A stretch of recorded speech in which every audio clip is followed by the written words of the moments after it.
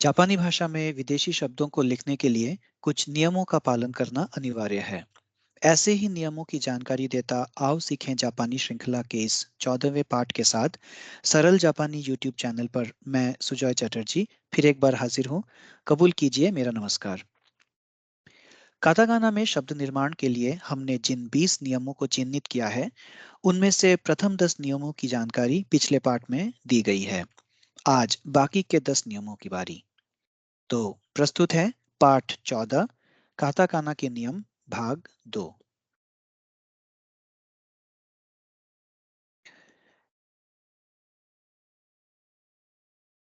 दोस्तों, 11वें नियम से आज के पाठ में आगे बढ़ने से पहले पिछले पाठ के 10 नियमों पर एक सरसरी निगाह मार लेते हैं, ताकि अगर आपने वो वीडियो ना भी देखा हो तो अभी आपको उसका थोड़ा सा आइडिया मिल जाएगा। लेकिन हम आपसे यही अनुरोध करेंगे कि अगर आपने पिछला पाठ, पिछला वीडियो नहीं देखा है तो उसे जरूर देखें और उसके बाद फिर यहाँ वापस आए। तो पिछले पार्ट में हमने जिन 10 नियमों की जानकारी दी थी, उन्हें जल्दी जल्दी एक नज़र उन पर डाल लेते हैं।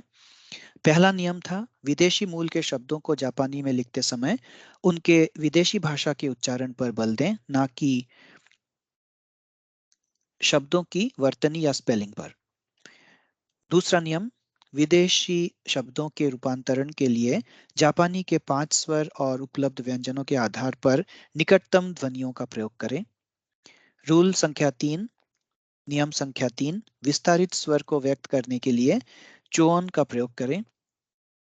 नियम संख्या 4, नई ध्वनियां फा फी फे फो मान्य होंगे और जो पारंपरिक जापानी भाषा है उसमें हा ही हे हो, उन्हें भी उनका भी प्रयोग किया जा सकता है। पांचवा नियम, नई ध्वनियां ती तू वी वे वो मान्य होंगे। और छठा नियम, नई ध्वनियां जे शे जे, इन्हें इंट्रोड्यूस किया गया है आधुनिक काताकाना में। सातवां नियम, स्वर के बाद स्वर रहित र आने पर र के स्थान पर उसी स्वर को विस्तारित किया जाएगा और र को नहीं लिखा जाएगा। आठवां नियम, भ और अंग्रेजी के वी के स्थान पर ब की ध्वनियों का प्रयोग किया जाएगा। नौवां नियम, द और त के साथ स्वर ना लगे होने की स्थिति में जापानी संस्करण में दो और तो का प्रयोग किया जाएगा। और 10वां नियम, ज के साथ स्वर ना लगे होने पर जापानी संस्करण में जी का प्रयोग किया जाएगा। तो इन 10 नियमों की विस्तृत जानकारी पिछले पाठ में दी गई है, इसलिए हम फिर एक बार कह रहे हैं कि अगर आपने वो पाठ नहीं देखा है तो जरूर उस वीडियो पर वापस जाएं और उन 10 नियमों को अ, विस्तारित रूप से समझकर फिर इस वीडियो पर वापस आएं। और हम अब शुरू कर रहे हैं नियम संख्या 11 से आज का पाठ, पाठ 14। 11वें नियम में है एक की ध्वनि। विदेशी शब्द अगर एक की ध्वनि से समाप्त हो तो जापानी शब्द के अंत में कु के बजाय की का प्रयोग किया जाएगा। उदाहरण, केक, केक बन जाएगा केक की। स्टेक बन जाएगा सुतेक की। रेक बन जाएगा रेक की। मिल्क शेक मिर्कुसेक की। या फिर आधुनिक भाषा में मिर्कुशेक की। तो देखिए, जो पारंपरिक भाषा है उसमें हमने से का प्रयोग किया है। और जैसे कि हमने एक नियम में बताया अभी कि शे ध्वनि का ध्वनि को लाया गया है आधुनिक काताकाना में, तो इसमें आप शे का भी प्रयोग कर सकते हैं। तो दोनों सही है, मिर्कुसेक की और मिर्कुशेक की। 12वें नियम की ओर बढ़ते हैं। अभी हमने बताया कि द, त, ज के केसेस में आप व्यंजनों के बाद स्वर ना लगे होने पर उन्हें कैसे हैंडल करना है। तो इनके अलावा जो बाकी के व्यंजन हैं उनके बाद स्वर न लगे होने पर क्या लिखा जाएगा, वही है नियम संख्या 12। विदेशी शब्द में त, द और ज को छोड़कर अन्य व्यंजनों के साथ स्वर न लगे होने पर जापानी संस्करण में ऊ स्वर का प्रयोग किया जाएगा, जैसे कि सु, मु, बु, पु, गु आदि। उदाहरणों से समझते हैं, जैसे कि ग्लास, तो ग्लास बन जाएगा गुरासु। गुरासु देखिए, गु रा सु, तो इन तीन ध्वनियों से ग्लास लिखा जाएगा, और जब हम इसे शब्द के रूप में उच्चारित करेंगे तो हम कहेंगे गुरासु। गुरासु। वैसे ही क्लास, कुरासु। Home, home. क्लब, कुर्बु। Pub, pub. Gym, gym. तो हर एक में देखिए कि उ की ध्वनि या उ की मात्रा का प्रयोग हुआ है। गु, सु, कु, यहाँ पे भी सु, मु, बु, बु, मु। आगे बढ़ते हैं नियम संख्या 13 की ओर। ल और र की ध्वनियों को कैसे हैंडल किया जाएगा। जापानी भाषा में ल व्यंजन की ध्वनियां नहीं है। जिस तरह से थाई भाषा में र नहीं है, वैसे ही जापानी भाषा में ल नहीं है, और ना ही आधुनिक काताकाना में ल के लिए कोई प्रावधान अभी तक रखा गया है। इसलिए विदेशी शब्दों में ल की ध्वनि आने पर जापानी में उसे र की ध्वनि से प्रतिस्थापित या रिप्लेस कर दिया जाता है। उदाहरण जैसे मिल्क बन गया मिर्कु। मिर्कु। लिनन, रिनन। Room, room. लैटिन, रातेन। लिंकन, रिंकान। रेस्तोरां, रेस्तोरान। तो इस तरह से ल की जगह र का प्रयोग हो जाएगा, और बाकी जो नियम है, जैसे कि व्यंजनों के साथ ऊ की मात्रा का प्रयोग होता है, वो आप देख सकते हैं कि मिल्क किस तरह से मिरुकु बन गया। जापानी भाषा में बिना स्वर के, बिना मात्रा के आप न को छोड़कर बाकी कोई भी व्यंजन नहीं लिख सकते। इसी वजह से मिल्क में केवल एक वावल या एक स्वर होने के बावजूद तीनों व्यंजनों के लिए आपको स्वर लिखना पड़ रहा है। इस वजह से मिल्क बन गया मिर्कु। 14वें नियम की ओर बढ़ते हैं। सी की ध्वनि, छोटी सी या बड़ी सी। जापानी वर्णमाला में सी की ध्वनि नहीं है, क्योंकि जापानी में पंक्ति है सा शी सु से सो, उसके बाद संयुक्त अक्षर है शा शु शो, और आधुनिक काताकाना में एक और ध्वनि शे को डाला गया है, जैसा कि हमने अभी बताया। तो इसका अर्थ यह होता है कि सी की ध्वनि नहीं है और सी के बदले शी है। ऐसे में विदेशी शब्द में सी की ध्वनि आने पर जापानी में हम सी के बजाय शी का ही प्रयोग करेंगे। उदाहरण लेते हैं कुछ। सिंक, शिंक। सिएटल, शियातोरु। सिंगापुर, शिंगापोर। सिसिली, शिशिरी। सिंपोजियम, शिम्पोशियामो। शिम्पोशियामो। यहाँ पे सिंगापुर पर गौर करें। ओ के बाद आर है, तो एक नियम के अनुसार अगर वावल या स्वर के बाद में र आए और र के बाद कोई स्वर जुड़ा हुआ ना हो, तो उस केस में हम र के बजाय हम ओ को ही एक्सटेंड कर देंगे, विस्तारित कर देंगे। लेकिन यहाँ पे क्योंकि र के बाद ये वावल है, इस वजह से हम यहाँ पे रू का प्रयोग कर रहे हैं। इस वजह से सिंगापुर का जो जापानी संस्करण है, उसमें शिंगापोरू बन जाएगा।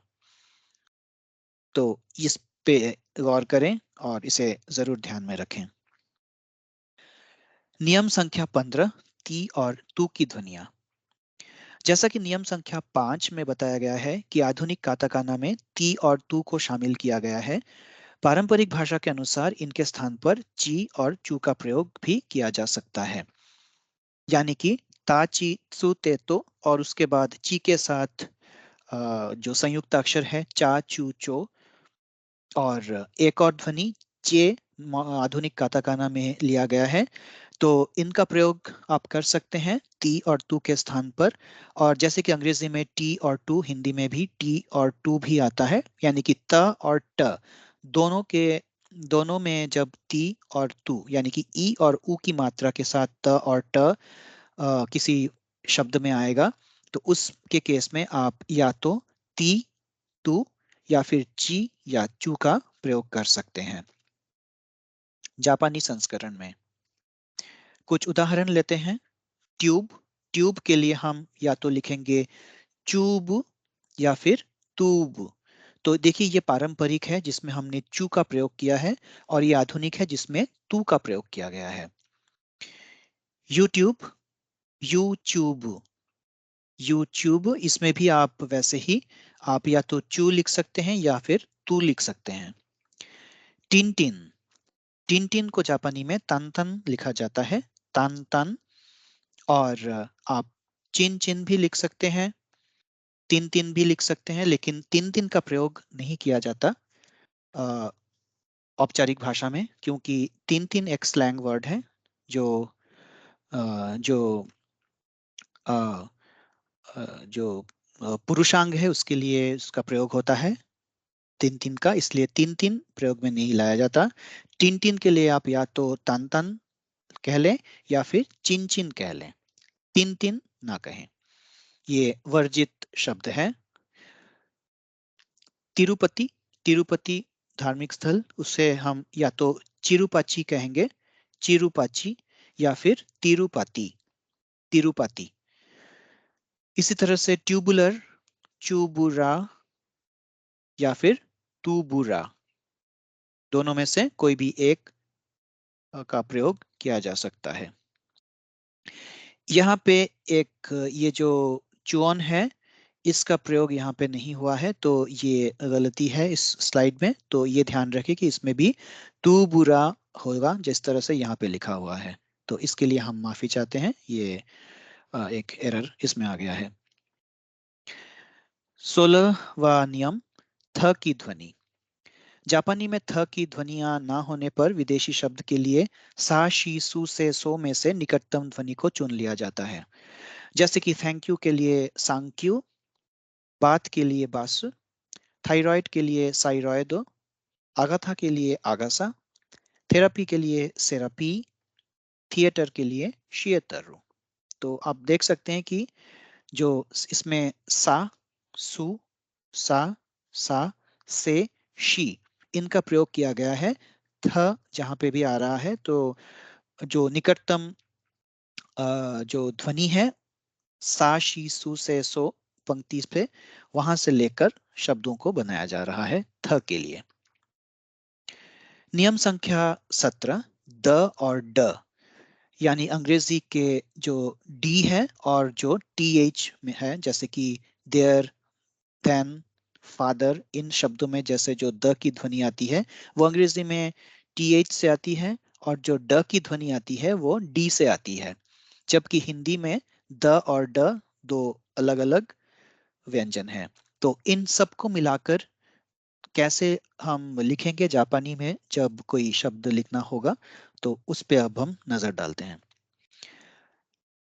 द, ड, यानी कि जो अंग्रेजी में डी अल्फाबेट है उसकी ध्वनियों के लिए पारंपरिक काताकाना में दा, जी, जू, दे, दो का प्रयोग किया जाता है।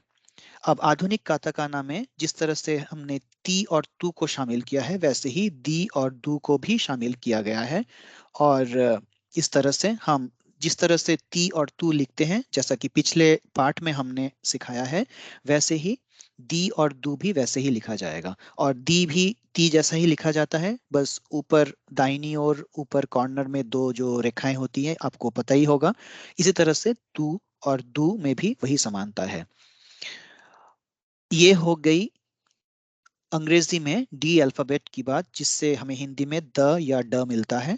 अब जो टी एच वाला जो द है अंग्रेजी का, जैसे फादर में या फिर देयरफॉर में, तो उसके ध्वनियों के लिए हम जा, जी, जू, जे, जो, यहाँ पे जो होगा, जा, जी, जू, जे, जो वाली पंक्ति में से जो निकटतम ध्वनि होगी उसका प्रयोग किया जाएगा।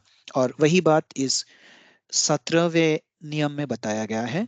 जैसे कि वेदर, वेदर अगर है शब्द तो इसे लिखा जाएगा उएजा, उएजा, फादर, फाजा, लेदर, रेजा।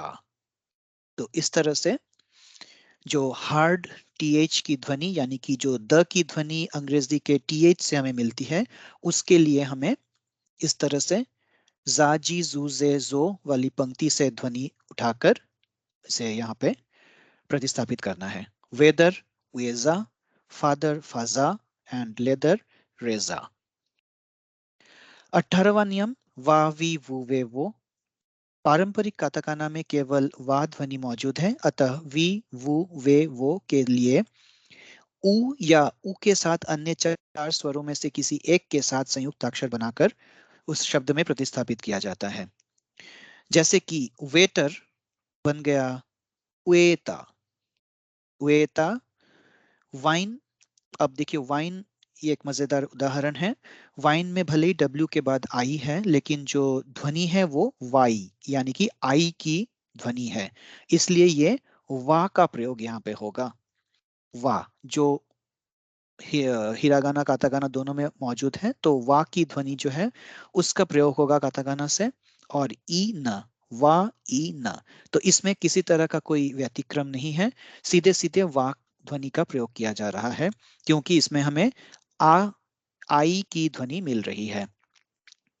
और ये पहला जो नियम है, उस नियम के अनुसार भी वो नियम भी हमें बताता है कि जो जापानी में जब हम शब्द बनाते हैं तो वो स्पेलिंग से नहीं बल्कि उच्चारण से बनाते हैं। इसी वजह से वाइन में आई होने के बावजूद भी हम इसमें वा ई न इस तरह से हम उसे लिख रहे हैं। विस्की उइसुकी, उइसुकी, तो इसे हम बोलते समय उइसुकी। वूल ऊर, ऊर। वेस्ट वेसुतो, वेसुतो। वुमेन वुमान। तो इस तरह से आप इन शब्दों पर गौर करने पर आपको बात समझ में आ जाएगी कि ये किस तरह से शब्द बन रहे हैं। 19वां नियम, लघु स्वर के बाद व्यंजन अगर आए तो उसमें क्या करना है। विदेशी शब्द में लघु स्वर के बाद व्यंजन आने पर जापानी संस्करण में उस व्यंजन के द्वित्व व्यंजन रूप यानी कि डबल कॉन्सोनेंट का प्रयोग किया जाएगा। जैसे कि पेट बन गया पेट्टो, ट्रक बन गया तोरक्कु, बेड बन गया बेदो, टिप बन गया चिप। यहाँ पे आप टिप्पू भी लिख सकते हैं क्योंकि अब टी भी है। सक बन गया सक्कु, रॉकेट बन गया रॉकेट्टो। तो इसमें जो डबल कॉन्सोनेंट या द्वित्व व्यंजन जो है ये हमने हिरागाना और काताकाना दोनों में हमने ये जाना है कि जिस व्यंजन का द्वित्व व्यंजन रूप चाहिए उससे पहले हम एक छोटे आकार का सु लिखते हैं और इसी से वो द्वित्व व्यंजन वाला जो इफेक्ट है वो आ जाता है। इस वजह से ये है पेत्तो, तोरक्को, तोरक्कु, बेद्दो, चिप्पू, सक्कु, रॉकेट्टो। अब इसमें एक व्यतिक्रम ये है कि जो न व्यंजन है उसके लिए ये एप्लीकेबल नहीं है, उसके लिए ये इसे नहीं, इस रूल को फॉलो किया जाएगा, क्योंकि उसमें हम सीधे सीधे लिख सकते हैं शब्द को बिना किसी द्वित्व व्यंजन या बिना किसी स्वर या मात्रा के को लगाए। Pen pen, train train, then then, tin, इसे आप चिन भी लिख सकते हैं या फिर तिन भी लिख सकते हैं, पिन। तो ये हो गया 19वां नियम और ये काफी महत्वपूर्ण नियम है क्योंकि बहुत से शब्दों में अंग्रेजी के इस तरह से हमें लिखना पड़ता है। 20वां नियम यानी अंतिम नियम, य की ध्वनियां। यह व्यंजन के साथ आ उ या ओ स्वर लगे रहने पर या यू और यो का यो बनेंगे। जैसे कि हिरागाना और काताकाना के चार्ट में हमने पाया था या यू यो ये तीन ध्वनियां उपलब्ध है। या फिर अगर ये ध्वनियां नहीं है जैसे कि ये और ये की ध्वनियां नहीं है काताकाना और हिरागाना चार्ट में, तो उस केस में य की ध्वनि को ई से प्रतिस्थापित कर दिया जाएगा। जैसे कि ये के स्थान पर ये और ये के स्थान पर ई। कुछ उदाहरण से यह स्पष्ट होगा। ईयर के लिए आप लिख सकते हैं या, क्योंकि ये ना ये इसमें हमें ई की ध्वनि मिल रही है तो ई के लिए आपको ई ही लिखना पड़ेगा, या। यू ये इसमें यू रहेगा क्योंकि यू की ध्वनि हमारे पास है। येलो, फिर से ये की ध्वनि आ गई जिस वजह से हमें येरो लिखना पड़ेगा क्योंकि इसमें ये की ध्वनि हमारे पास नहीं है, तो इसलिए येरो, ई एरो। इसी तरह से yippee, yippee में भी ई की ध्वनि है, तो जो हमारे पास नहीं है, इसलिए ई के बदले हम ई लिखेंगे और उसके बाद डबल कॉन्सोनेंट इप्पी। तो इस तरह से य की ध्वनियों को हैंडल किया जाएगा काताकाना में। तो दोस्तों, ये थे काताकाना के 20 नियम। इन्हें अगर आप ध्यान में रखेंगे तो विदेशी शब्दों को जापानी भाषा में सही तरीके से लिख पाएंगे, और जो रूपांतरण है अंग्रेजी या किसी भी विदेशी भाषा से जापानी में, वो रूपांतरण आप बिना किसी गलती के कर पाएंगे। अगले पाठ में हम ढेर सारे विदेशी शब्दों का जापानी जापानी भाषा में रूपांतरण करने वाले हैं, तो जरूर बने रहिएगा हमारे साथ अगले पाठ में भी। तब तक के लिए सुजय चटर्जी को अनुमति दीजिए। नमस्कार, सायोनारा।